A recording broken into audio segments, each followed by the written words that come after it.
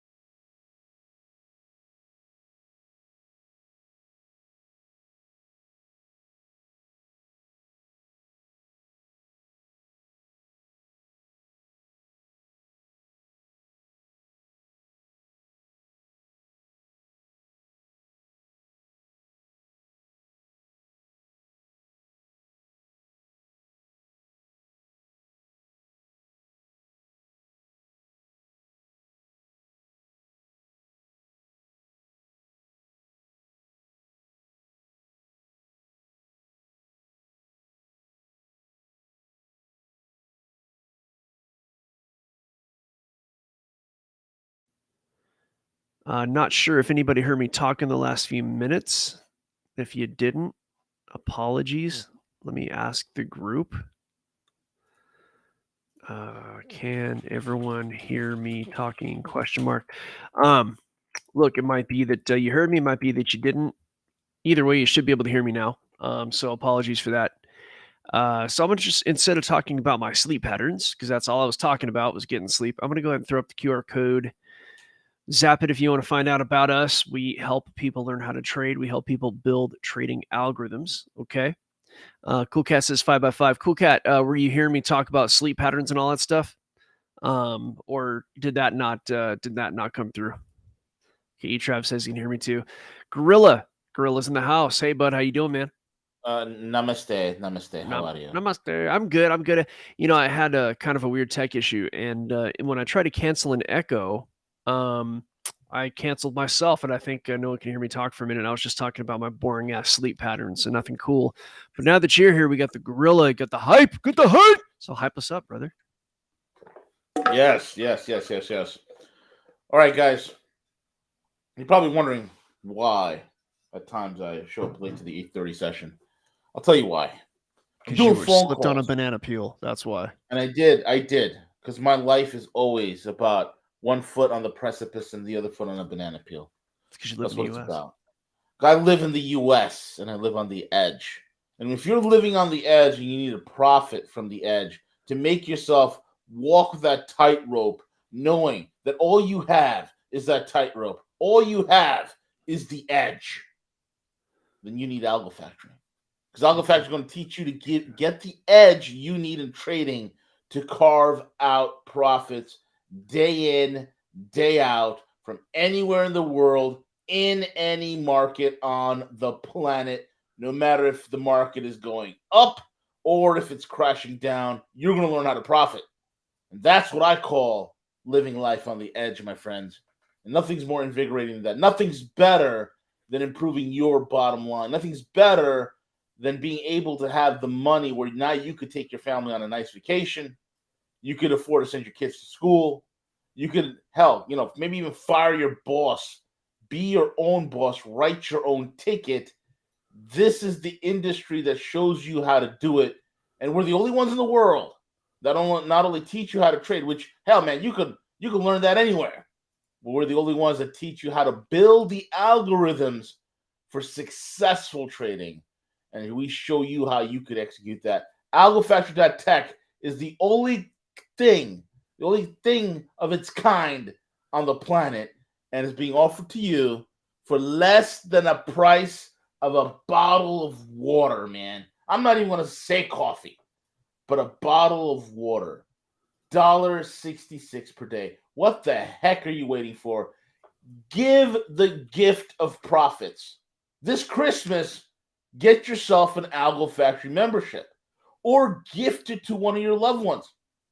I know people that want to gift this to their older kids, above 18 preferably, right? I know people that want to give this to other family members. Give the gift of profits. Algo Factory Tech Cowboy. Let's get into it. I'm pumped. Nice. Yeah, I'm doing a quick Bitcoin scalp, just a small little entry right now. I was They don't designing want us it. using words like scalping anymore, by the way. YouTube Oh, doesn't is that want like us. cultural appropriation or something? Or Yeah, we could only say we're fondling profits. No, We're- what? It's not yeah. as offensive. Well, apparently it's just what's going on in the world right now. Everybody wants to fondle everything. Um, yeah, it's funny.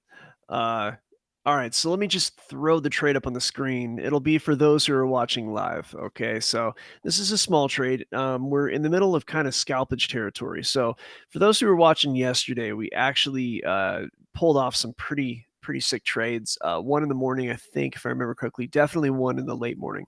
And I did that live. I told the whole crew that I was getting into a trade. They watched it from start to finish, and it kicked ass and get rid of that QR code. It just went straight to profit. Like I think it took like 25 minutes or something. That second trade was a beast. And I want to say I gotta look it back at the stuff here. Okay, that's one trade, and I think the other trade was the night before, was the day before, if I remember right. But either way, 2 wins, 2 days. The second one taking 20 minutes. It was a really great. My algo popped off, and long story short, it's that big antenna. You see that big blue move up? That was the trade, right? Let's see here if I got that right. It might have been the actual move before that. So yeah, it just basically I took profit a little bit earlier, and that is due to some structure that was in the way. So I went ahead and got out of the trade. I'll bring it up on the screen right now. Actually, it's on video, so it'll be if it's not already on YouTube, it'll be on YouTube. You can see the whole history of the trade, timestamps. You can see it's legitimate. Then of course there's a little scalp that I'm in right now that you see on the screen. Just not a very big trade at all. These little scalps, you got to be a little conservative with those. So there you have it right there. It's your scalp. And you should be able to see the numbers on there if you all are interested in following it. Just a Bitcoin long. So price with Bitcoin right now, this is a 5-minute chart. So this is like pretty low time frame. This is only going back like to yesterday, about 24 hours with price action. That's what you see right there. So if I kind of even expand that more and go back maybe, I don't know, 12 hours or whatever, you're looking at just this what do you call that, a range. So in the range, when I see a range and when certain algorithmic factors line up, I'm willing to kind of take the longs off the bottom, and then I get out towards the top of that range. And that range is still in development. It's not a completely defined range, but and I have algorithmic exits. So I have an exit queue that will say, hey, it's time to get out. I can get out of that trade if it's not made it all the way up to profit and it wants to turn around. So that's the thing about algos. I develop one to get in, one to get out. It's a beautiful thing. So anyway, that's what we're looking at on Bitcoin. Looks like he's starting to run out of oxygen a little bit. Maybe. The problem is that there is a decent amount of liquidity still up high. There is, huh? And We're I at lost 43 and the 41. liquidity or price. Say Liquidity. liquidity sitting at 43.7, 43.6 Mm, actually. And there's a little bit there you more up go. at like 46, but man, there's not a lot. But because this liquidity stack is so close to price, it would be really easy. Like price right now is at 43. So just to go up $600 is not a big deal. That's why I'm in that scalp, because the charts right now kind of favor a very small move up. And when the charts favor a move up and you have liquidity up high, and for anybody who's new, this is the kingfisher.io. Check it out. But yeah, there's a good chance it'll run up to this area. And then if the charts favor a move down, you're looking at a move down to 42.7. But that for me is a little too tight of a trade. It's just too close. I don't know that I have enough risk to reward on that. So, and right now, see, look, it's trades going against me. But that's what happens when you scalp. When you want to scalp a range, it's kind of thing can happen. So that's why it's a little tiny trade. You're saying scalp. Fondle. We're fondling profits. Fondle, yes, we fondle stuff. So it looks like the There you trade's go. probably gonna stop out. Oh well, but it might not. So again, you're in a range. So what'll happen is price will bounce around and it'll scare you, right? You see these little bouncy areas, right? So price did come down here pretty strongly, popped up, and now it's kind of developing this range area. So it may pop up from there. We'll see. I've got my alarm set. If it stops out, it stops out. No big. The trades I've been doing are like 2-to-1 risk to reward or better. So okay, so I get in, I risk something small, like I don't know, a couple $100, and then I make like $600, right? Or if I risk 1,000, then I'm making 2 or 3,000, right? So if I lose one, so what? I'm taking. Let's just say I'm able to find 2 trades a day, and I'm winning 70% of them or better. That's okay. Even if I win half of them, I'm way ahead. So a little tiny trade like this ain't gonna bother me if it stops out. And again, I didn't put it as an official, quote unquote trade in the Telegram. I'm just showing people what I'm doing. So the euro, I was waiting for that euro to do something for me. I guess we'll just go back to this chart. And it was consolidating. And by the time it actually popped out of its consolidation, I was asleep. I went to sleep a little early last night. So that's what I was talking about when I don't even know if anybody heard me at the beginning of the show because my internet's been funky today. And long story short, I was talking, not sure if anybody heard, but I would sleep a little earlier. And of course, the trade that I was looking for popped out while I was asleep. Okay, lost the Bitcoin trade. Oh, well. So, that's a shame to have lost it.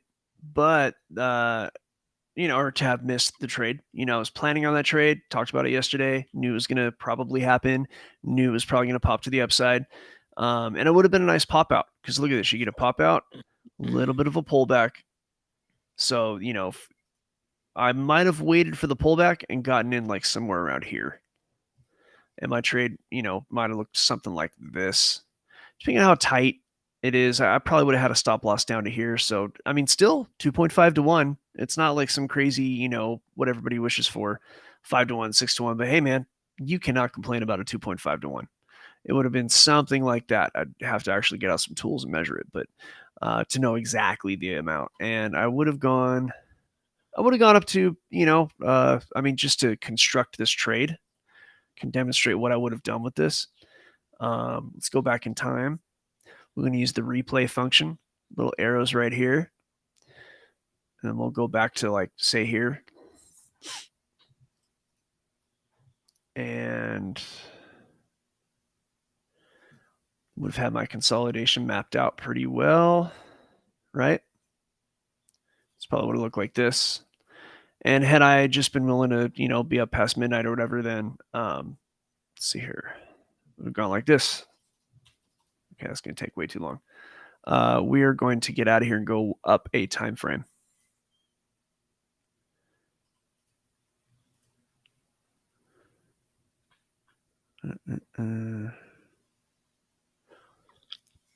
I use a trackball. Freaking thumb gets dry. Can't move the trackball. It's a time of year, man. All right, so this is better. See, I'd have been watching this. And if I go to the replay function, would have been about 10:30, maybe 11 by the time it actually pops out. So still not in it. Yeah, it's already now at this point, almost midnight. So I was definitely asleep. You got the pop out. And so this is when, I would have been interested in the trade. Now, I might have bought the actual pop out. As it started to pop out, I might have seen the momentum and depending on what the algo said at the time, I may have gotten in like right here. Now, had I gotten in right there, the stops would have been at least this deep. Now, where would I have had my target is the question, right? So in order to determine a target, I would be starting with a fib retracement. I'd be looking at possibly a 6-1A, which does match this bit of structure right there. I would use that as confluence. Okay, so it's just like an area of interest. I would have gone to my fixed range and mapped out that same impulse.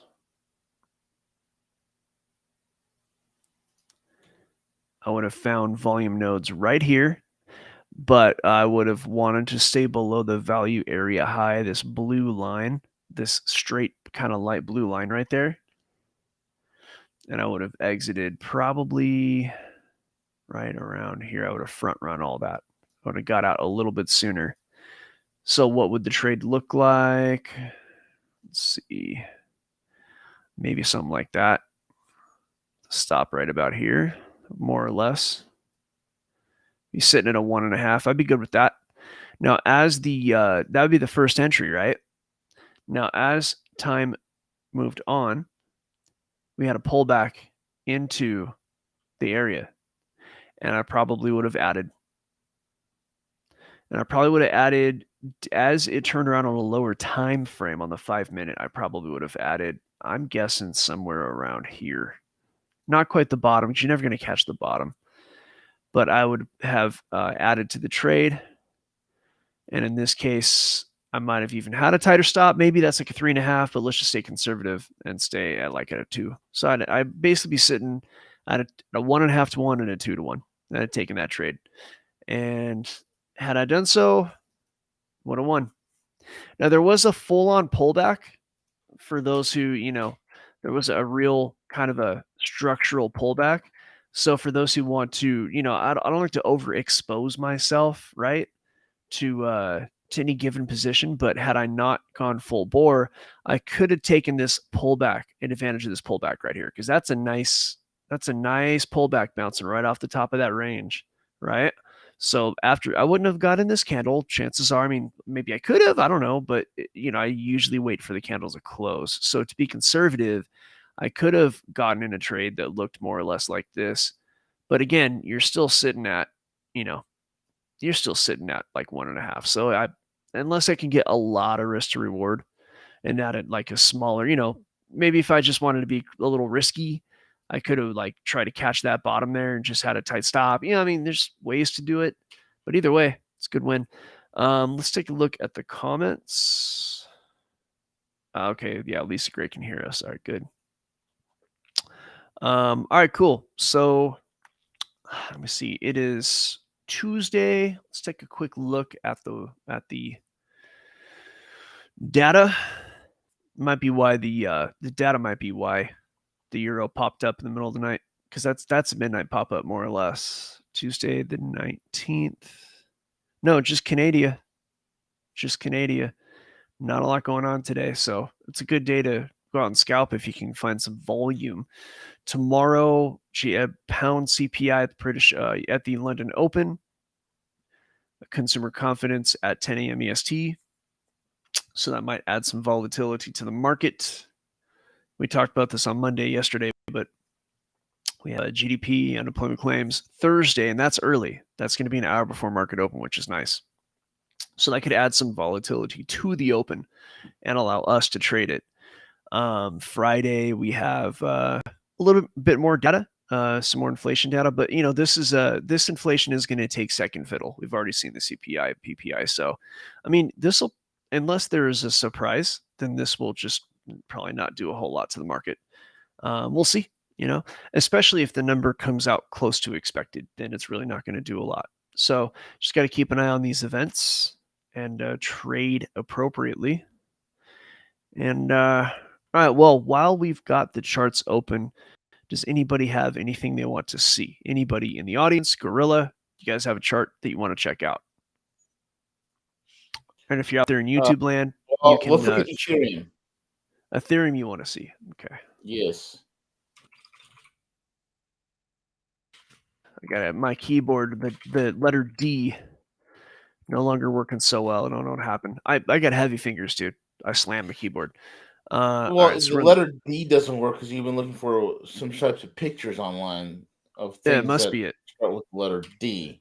D, like dinero, No, D as in a type of male appendage. like a digit, Forget right? it. Is it a plunger? Oh man. You want a plunger, right? Is it a Yes, I want to plunger? plug her. Can I get Yes, you a plunger? Okay. yes, So we got that's it. Ethereum's interesting looking. It's digital, so it's a D in your mouth, and so yeah, it's just see here. Did you it took you a second? Yes, that's a Gen X joke right there. Yeah, D in your mouth. Um, let's get out of the replay function first of all. All right, so let's take a look at it from a holistic standpoint. Um, it's ranging. It's bullish against resistance, right? So it wants to go up, but it's being pushed down, and it wants to go up like high time frame, definitely, but it's getting pushed down because it just hits resistance. So I would expect Ethereum right now. And of course, if Bitcoin falls, then Ethereum is going to fall most likely. But you got this move up over the last like 2 days, one day. So yeah, since the 18th at 2 a.m. Right. So that's a nice move up, but right now it's seeing resistance. So decent chance it's going to make its way down to 2169. Decent chance. I can refine that number a little bit.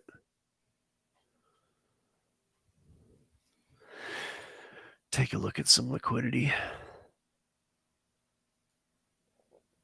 Yeah, it's probably going to go. It's going to slap down to like 2170. That's a high probability right there. So a good trade on Ethereum. Just a little bit of a freebie for those out there. I might trade it like this. Yeah. It's gonna go up higher. What do you think? Is it gonna go higher or lower? Well, it wants to go higher, but if Bitcoin goes higher, it may. It's been lagging. So Yeah. one way to tell is essentially you can take a look at the Bitcoin. My man Cool Cat likes to check this one out. Which do Ethereum versus Bitcoin, and it's not a strong chart, you know. So basically, this is Ethereum in terms of Bitcoin, and it's only Mm. heading down. So it's just if I can tell you if Bitcoin heads down, Ethereum is going to head down, and even while Bitcoin is heading up against it, Ethereum seems to be heading down. So it's lackluster. But if you want to look at it in terms of the dollar, once it completes this kind of move down, it could move up. But I think it's going to want to head down just for the next day or so, maybe even the next like half day. You know, I don't know, 6-9 hours, maybe longer. I think it's going to end up in this kind of 2169. Might bounce sooner than that. There's a little bit of kind of price action block. I think it's going to go Yeah. here though. It's going to go right to 2170, and after that, it could bounce, could head up. But right now, it's in a downtrend. You know, if you look at the actual price action, it is in a downtrend, and that could continue. You know, especially if Mhm. Bitcoin decides to head down, because you got this. Right. You got lower Right. lows, lower highs, so you could see the price continue down. But I think even if it did continue down, I think it'll still kind of pull like one of these right here, like that. So, but it And also also, could actually continue up. yeah. Also, when if you could pull up Solana, Sure. yeah, these are. I'm just asking about Ethereum and the Solana guys. I'm telling you right now, these are some things that the institutions are interested in. Well, I can tell you Solana for sure. Like Ethereum, yeah, Ethereum is like the way I see Ethereum. When it decides to run, it's going to run, right? It's just it has been weak against Bitcoin, and I think what's happened is that people are catching on to the 4 year cycle. So the instead of the money like going from Bitcoin to large cap to mid cap, small cap to memes, like that flow, it Yeah. seems like a lot of money has gone straight to memes, you know? Yep. So cool cat, we'll get to it. It's just we might have to get to it in the private. So we'll take a look at Solana right now in the main room. I mean, it's on a tear. I've been interested in Solana. I've been making money on Solana. Definitely an uptrend. I mean, it's just a pure uptrend on the daily, right? So now, will the uptrend continue? It's going to have a lot to do with what Bitcoin does in the short term. May have a lot to do with what Bitcoin does, but what I'm seeing here is a possible formation of just a pretty bullish scenario. You're looking at a bullish ascending triangle. So this, in the short term, and I'm talking about like a few weeks, could go